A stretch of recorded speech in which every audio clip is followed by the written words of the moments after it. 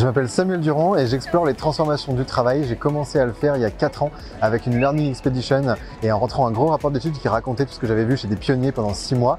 Aujourd'hui, je le fais avec des formats beaucoup plus ludiques, avec des documentaires et une bande dessinée. Le futur du travail, c'est très difficile de savoir à quoi il va ressembler. Ma définition, c'est d'essayer de se dire que le futur du travail, en fait, il existe déjà. C'est le présent du travail. C'est simplement qu'il est limité à une certaine catégorie de personnes, à une minorité de personnes qui est pionnière.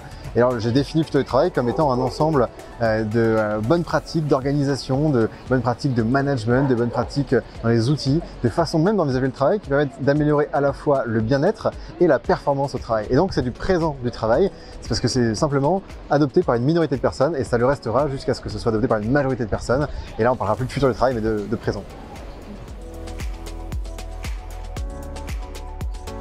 On se demande souvent quelles sont les nouvelles attentes des jeunes, ces jeunes qui ne veulent plus travailler, pourquoi est-ce qu'ils rejoignent pas les entreprises, mais qu'est-ce qu'ils font? Moi, j'ai pas l'impression que ce soit quelque chose de générationnel, mais plutôt un changement de paradigme. Et que c'est plutôt qu'on est passé dans une époque où on veut plus que juste un salaire à la fin du mois et on veut de la reconnaissance, on veut dans une certaine forme de l'autonomie pour certains, on veut se sentir utile à la fin de la journée, à la fin de la semaine et donc pouvoir relier ce qu'on fait à une mission qui est clairement identifiée. Et tout ça, je crois pas que ça concerne uniquement les jeunes, ça concerne évidemment, mais ça concerne toute une société qui a besoin de donner du sens de plein de façons différentes et pas simplement recevoir un salaire à la fin du mois. Les entreprises, elles ont parfois du mal à se préparer aux différents changements parce qu'on est en constant bouleversement et c'est ça qui est hyper compliqué, c'est qu'on n'évolue plus dans un univers qui est prédictible comme c'était le cas auparavant.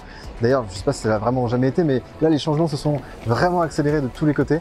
Et donc, en ce sens-là, super compliqué de s'y préparer. Il y en a certaines qui arrivent à anticiper en étant super curieuses, en étant hyper à l'écoute de tout ce qui se passe, en étant hyper réactives, en laissant l'opportunité à chacun aussi d'apporter l'innovation en regardant à droite à gauche. Et puis, il y en a d'autres qui ont plus de mal à se transformer. Et c'est peut-être celles dont on va se débarrasser, celles qui n'arriveront pas à évoluer et qui malheureusement vont nous quitter parce qu'elles ne seront pas été ouvertes, elles seront cramponnées à ce qu'elles savaient faire, à ce qui existait déjà, et elles auront oublié de regarder ce qui se passe ailleurs et ce qui pourrait fonctionner différemment.